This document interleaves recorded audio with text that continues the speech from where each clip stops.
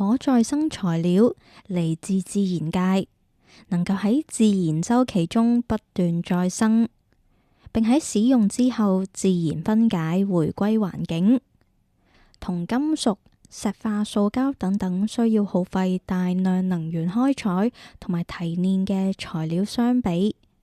天然嘅可再生材料嘅碳足跡通常會較低，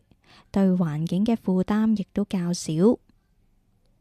再生材料指嘅係由廢棄物或者用過嘅產品經過處理再製而成嘅新材料。佢嘅重要性在於能夠有效減少資源浪費同埋碳排放，